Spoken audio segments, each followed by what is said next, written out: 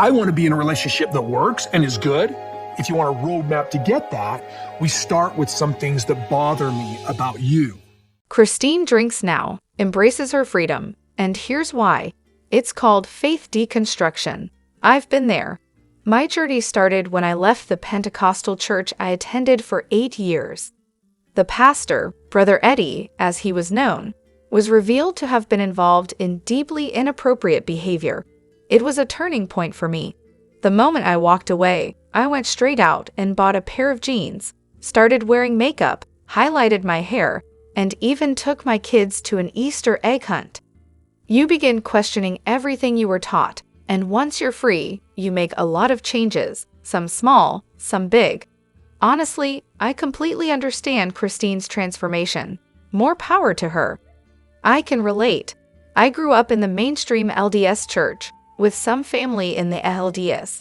When I left, I started drinking socially, exploring relationships, and even got some piercings. I worked jobs I'd never considered before, and finally started living on my own terms. Letting go of the rules felt freeing. It was like breathing fresh air for the first time. My upbringing in IFB, Independent Fundamentalist Baptist, was just as restrictive. When I began to re-examine my beliefs, I swung hard in the other direction. There was plenty of healing to do, but I took the time to experience life for myself. I explored personal style with tattoos and piercings, enjoyed socializing in ways I never could before, and even wore the kinds of clothes I'd once been told were off-limits. Over time, I found my balance, but that season of discovery was invaluable.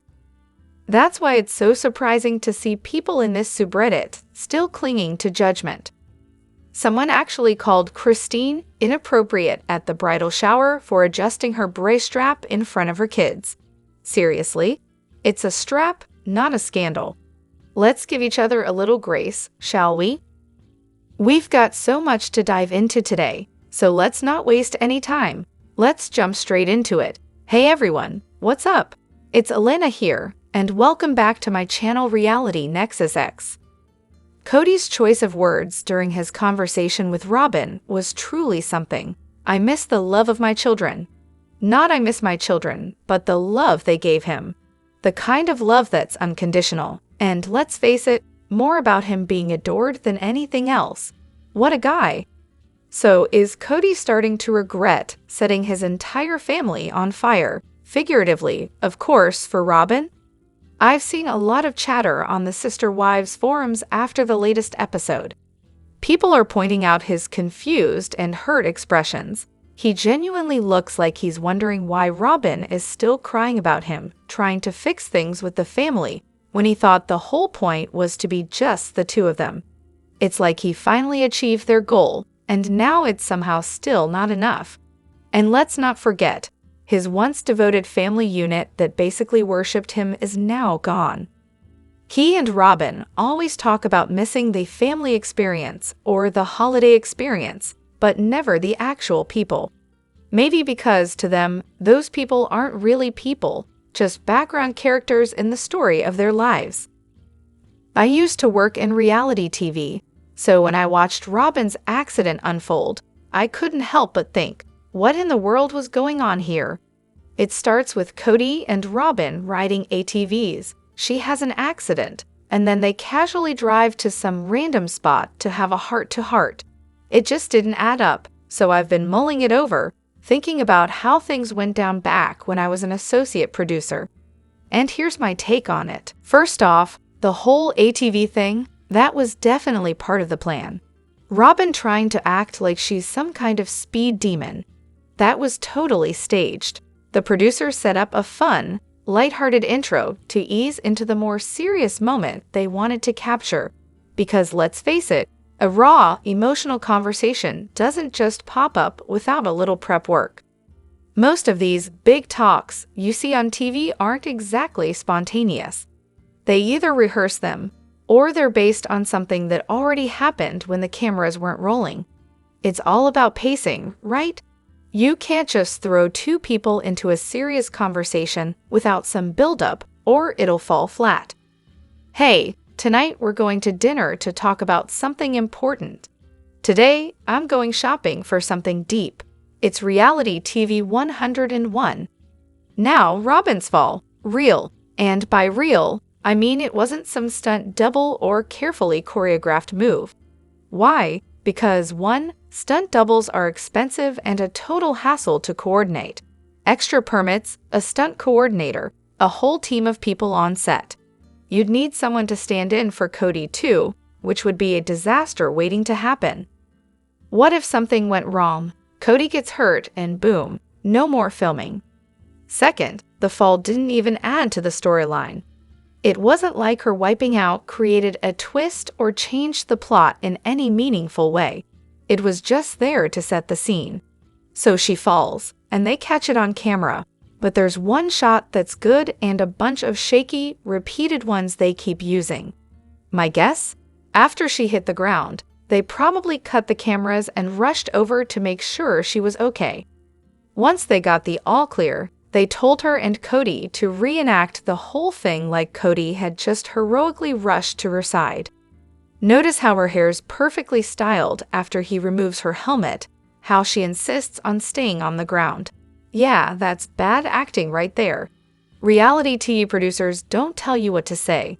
They just say, talk about X and Y, and roll the cameras. You're left to improvise your lines and your reactions. So yeah, that's my theory. Weird, for sure, and honestly, I wouldn't have left that scene in the final cut. But hey, sometimes weird stuff happens on reality TV. It's honestly kind of mind-blowing how they managed to get pregnant so many times. I'm sure this has been discussed to death already, but I can't help but marvel at the sheer logistics of it all. I mean, no matter how fertile you are, there are only a few days each month when it's even possible to conceive. So how on earth did he manage to time it right with each wife, while rotating between 3 or 4 houses every night? That's impressive. And let's not forget, this means he was probably performing every night, with no days off to, relax. Not that I feel sorry for him, but still. That just sounds exhausting. I've had my fair share of trouble timing things for conception, even in a monogamous relationship. And this man's out here playing a fertility game of Tetris. It's a feat, to say the least. I think there's a couple of reasons for this. First off, sex was probably their main way of showing any sort of emotional connection. Let's be real, they didn't exactly have a lot of other public displays of affection, right? So yeah, there was probably some pressure to make that connection as often as possible, especially if there was connection happening in the next room the night before.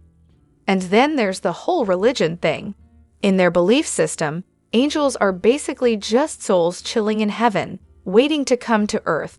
Every baby you don't have is a soul that's denied entry to the world to die, and eventually live on your family's personal planet in the afterlife. So by not having kids, you're literally sinning. You're not bringing those souls to earth. You're failing at your divine mission. It's like a guilt trip on steroids. So yeah, it's not just infertility pain for Mary. It's this deep existential crisis. She felt like a failure, not just as a woman, but as a devoted member of her faith and a part of the family. Meanwhile, her competition was popping out kids left and right like it was no big deal.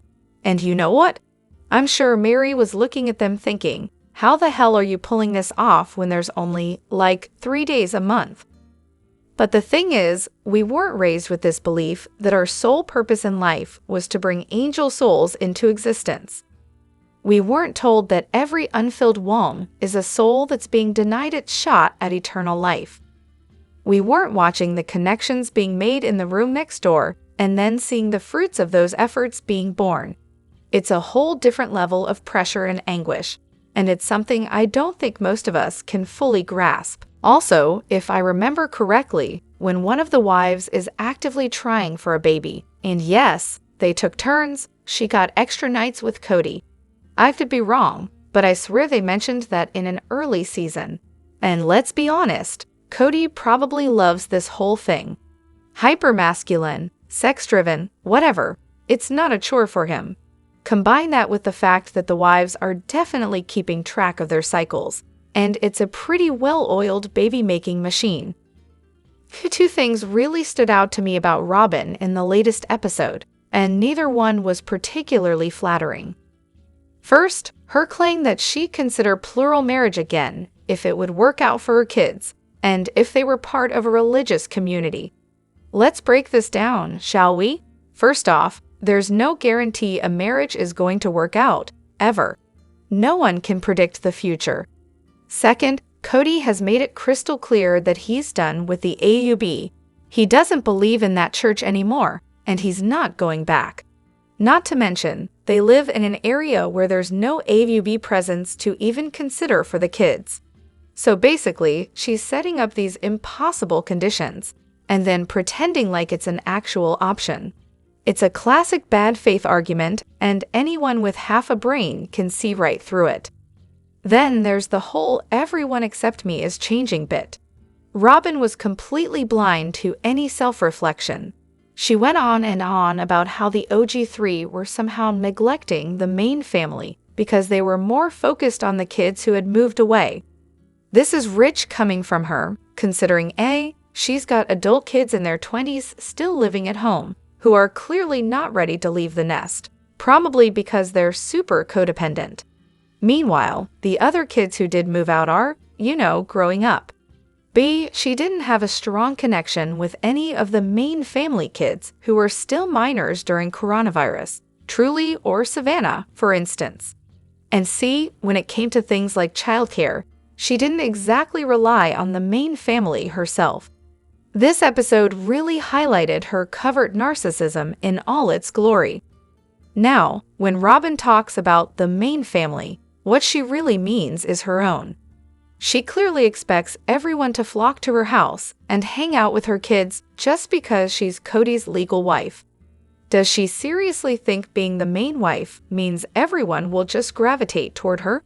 Newsflash, Robyn, the bond the OG3 had with the kids, the OG13, to be specific, is something you'll never understand. It's something you didn't build or foster. She really needs to stop talking because, quite frankly, she's constantly spewing nonsense. And honestly, that's exactly why she threw in the hole "if I had an assurance" line. It's her out, her excuse. She never really wanted plural marriage in the first place. She's just using it as a convenient get-out-of-jail-free card. Watching this episode, the light bulb went off. Robyn doesn't care about religion. Not one bit. They haven't practiced in years. Remember all those times she prayed for a rental? She hadn't stepped foot in a church in forever. The sheer audacity. And when she got all worked up about her daughters going to church, thinking they were just trying to find a man, well, that's exactly what she did. Her hypocrisy knows no bounds. So here's what went down with the ATV accident. I'm watching the show, recording it on the DVR, like the responsible person I am. Kody, naturally, decides to throw out that Robyn was speeding like a demon. Great. They're doing laps, right? But somehow they're going in opposite directions, because that's totally a safe idea. And surprise, they almost collide. Then Robyn, in her infinite wisdom, decides to hit a jump and poof, she flies off the ATV. No exaggeration, it was like a human cannonball, head over heels. Seriously, she could have snapped her neck. To be fair, Robyn was going pretty fast and zipping up and down those ridiculous dirt bike ramps. But here's where it gets interesting. Kody literally gets in her way. They conveniently cut the camera when they're getting close to each other and boom. Next thing you know, Robyn's airborne. Classic editing move. But wait. Robyn actually says it herself. Kody was in her path, so she had to swerve to avoid him. I've watched the scene 3 times, and every single time, that camera cuts away right when it matters most. Why? So we don't see Kody driving straight into her path. What's up with that? And by the way, when did they decide to buy matching 4-wheelers? Was it when Janelle was living without a place to stay, and they were too broke to build on Koyo Pass? Good timing, guys. Okay, hear me out. I know this might not be a popular opinion, But I don't think there's anything wrong with Mary and Christine laughing when the older kids were teasing Robyn's kids. Don't get me wrong, bullying is never okay, but I think it's important to remember that this was just kids being kids. I mean, I'm the oldest of 4, and we're all in our 30s/40s now. But the amount of practical jokes I pulled on my younger siblings was insane. And guess what? We laugh about it now, like hysterically laugh about it. I'd tell my siblings they had to do what I said, or I'd refuse to play with them, same as they'd do to me. It was just us being little jerks. As adults, we still tease each other all the time.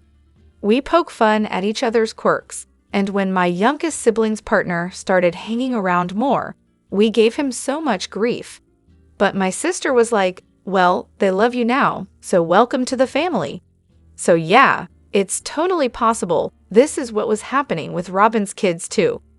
The boy started calling Dathan D, which I actually thought was sweet. Maybe he mentioned he didn't want to be David anymore, and they just started calling him that out of respect. Or maybe I'm off base, just a thought. But here's the thing. I think one of the biggest reasons the family is falling apart is because Robyn came into this family she didn't fully understand and then tried to force it to fit the picture she had in her head. The Brown family isn't exactly known for being gentle with each other. They don't just joke around, they tease and they poke fun, and they do it pointedly. Then there's Robyn, who's like super sensitive. She thought the way they were treating her kids was mean, but really it was just how the family is. It's a tough fit, and she probably misinterpreted their blunt teasing as something more aggressive. I think Robyn came into this family, saw it from a distance, and bought into the fairy tale they were selling, mostly by Kody. She thought everything would be picture perfect, and once she was in, she couldn't reconcile her dream with the reality. She kept trying to fix things that weren't broken. They weren't perfect, but they were fine. Meanwhile, Robyn fancied herself some kind of family savior, the one who would bring them all together and make everything work. And surprise, they didn't want that. What they wanted was to keep busting each other's chops and avoiding actual problems, like always. Robyn's attempts to help just made all the little cracks in the family bigger. As Kody himself said, he kind of tricked her into this, and honestly, she was eager to be tricked. Now she's still trying to fix it all, like she's the angel who will save the day, while the rest of the family is probably sitting back thinking, what did you expect to happen when you wedged yourself in here? Take the scene with the little girls that one Halloween, when Robyn and Kody were all dressed up like Earth, Wind, and Fire. The girls were bickering about whose mom was which element, and when Savannah casually said her mom was Wind, Brianna lost it. She screamed, "My mom is Wind," and it was clear she was really upset. It showed how she could be a little more argumentative than the rest. Savannah was sweet, trying to keep things light, but Brianna was in her face, and then Gwen had to step in to calm things down. I'm sure Robyn saw Savannah as the aggressor, but to me, Brianna was the one throwing the punches. So yeah, maybe Robyn just didn't see it coming. But sometimes when you walk into someone else's family and try to fix everything, you only end up making things a lot more complicated. The exercise saga with Isabel, don't even get me started. It's infuriating on so many levels, and honestly, it's all Christine and Kody's fault. They insisted Isabel do these ridiculous exercises, even though the doctor literally advised against them. But that didn't stop Kody, oh no. Instead of being mature and accepting the doctor's advice, he just got angrier and angrier whenever he didn't hear what he wanted. And what did he do? He took out all that frustration on Isabel. He made her wear that brace at night, even though the doctor had clearly said it wouldn't help. And where was Christine in all this? Not standing up for her daughter, that's for sure. This whole thing? One of their absolute lowest points. Thank goodness Christine finally made sure Isabel got the surgery she needed. But watching her go through all that? My heart breaks for her. I just want to give that girl a hug. So, do you still believe Mary had an affair with the catfish? Let's break this down. Kody had already dumped her and was long gone by the time the affair happened. I mean, Kody went ahead and melted his wedding ring, stopped having any kind of intimacy with Miri, stopped visiting her, and, let's not forget, divorced her. Oh, and how could we miss the part where Kody openly declared he was going to be cruel to her for 20 years before even thinking about working on their relationship? So yeah, if you ask me, Miri wasn't out here scheming on the side. She was just facing the reality that her husband checked out and trying to move on. She stuck around for the show, pretending everything was fine because, well, TV. Then the whole catfish debacle comes out, and I can totally see why Miri would freak out. With her upbringing and her mom likely breathing down her neck, she probably felt like she'd committed the ultimate betrayal. Guilt hit hard, and she probably thought she could fix everything by sticking around, suffering through the public humiliation and hoping Kody and God would forgive her. Because why not make herself the martyr in this soap opera? Technically, sure, it was an emotional affair, but Kody had already ditched her, so I can't exactly blame Miri for trying to find affection somewhere. And then Kody, in his interview chair, starts playing the victim card, claiming Miri would have been long gone if the catfish had been real. Please, he wanted nothing to do with her and was just as nasty as she was to him. It's like he's writing his own drama series at this point. Honestly, by that point, I think they both hated each other just as much. But Miri couldn't outright say it was an affair because she probably feared losing everything. Despite what we saw on TV, some of those people were her family, her identity even, and she didn't want to be completely shut out. Remember Christine's mom? She got shunned when she left, and Christine didn't speak to her for a while. You have to wonder if Miri feared the same fate, especially with her child involved. I think that's part of why Kody flips out about Christine and Janelle still having a relationship after Christine left. He assumed Christine would be ostracized, but nope, didn't happen, and here we are. Europeans, what makes your country unsuitable for Kody? Let me kick things off. The Netherlands, for instance, is a real dream for someone like Kody. It's cold, wet, and did I mention small? Everything here is small. Houses, small. Don't even get me started on the bathrooms, just one per household. So good luck sharing that with your wife and kids, Kody. And forget about your beloved SUVs. They're just not going to fit.